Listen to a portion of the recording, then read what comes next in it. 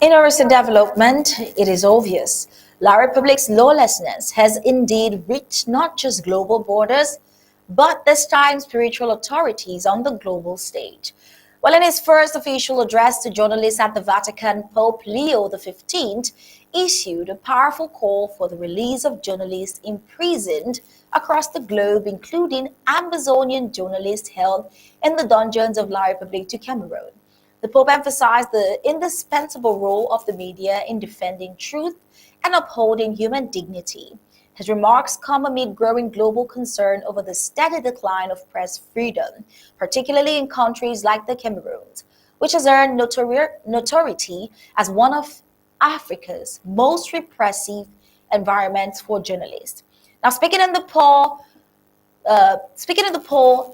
Sixth Audience Hall, the newly elected head of the Catholic Church, declared his solidarity with journalists in prison for seeking and reporting the truth, adding that their suffering challenges the consciences of nations and the international community. Coming from the Pope and given that La Republic's nonagenarian dictator, Paul Biya, is a Catholic, many observers are watching closely to see if the regime will respond to this moral appeal from its spiritual leader. Pope Leo XV described press freedom as a precious gift that must be defended at all costs and urged journalists to promote unity rather than division. He says we do not need loud, forceful communication, but rather communication that is capable of listening and of gathering the voices of the weak, those who have no voice. He also addressed the ethical dilemmas posed by modern technologies, warning that artificial intelligence requires responsibility and discernment to ensure it serves humanity rather than divide humanity. While La Republique, amongst Africa's worst offenders, is still in the news, with the Pope's call resonating deeply in Central Africa, particularly in Ambazonia, where La Republique continues to imprison, silence, and even kill journalists for doing their jobs, despite officials' claim that journalists operate with complete freedom and safety. International watchdogs report a starkly different reality. According to the Committee to Protect Journalists, the CPJ, Cameroon ranks as the second worst jailer of journalists in Africa, behind only Eritrea.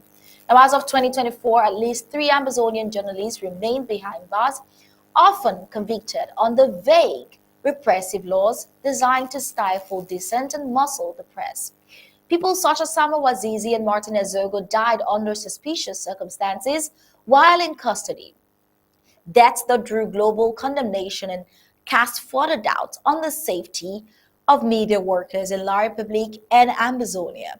Colonial authorities often point to the existence of hundreds of registered media outlets as evidence of press freedom, but critics argue that this is mere window dressing, masking a regime where media plurality exists alongside violent repression, arbitrary arrest, and censorship.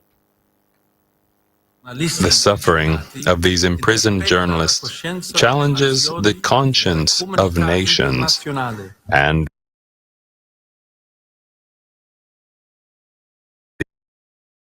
the international community, calling on all of us to safeguard the precious gift of free speech and of the press. Today, one of the most important challenges is to promote communication that can bring us out of the Tower of Babel, in which we sometimes find ourselves, out of the confusion of loveless languages that are often ideological or partisan, calling each one of you to strive for a different kind of communication, one that does not seek consensus at all costs, does not use aggressive words, does not follow the culture of competition, and never separates the search for truth from the love with which we must humbly seek it. Well, this address is not just symbolic. It serves as a global indictment of regimes like La République du Cameroon, where journalism has become a dangerous profession. The Pope's voice adds moral weight to mounting evidence that La République's claim to press freedom is a facade, and helps explain why Cameroon continues to rank amongst the world's worst offenders when it comes to imprisoning journalists. Now, as calls for the release of Ambazonian journalists grow louder, the international community faces a clear question: Will it continue to look away, or will it act to protect the guardians of truth?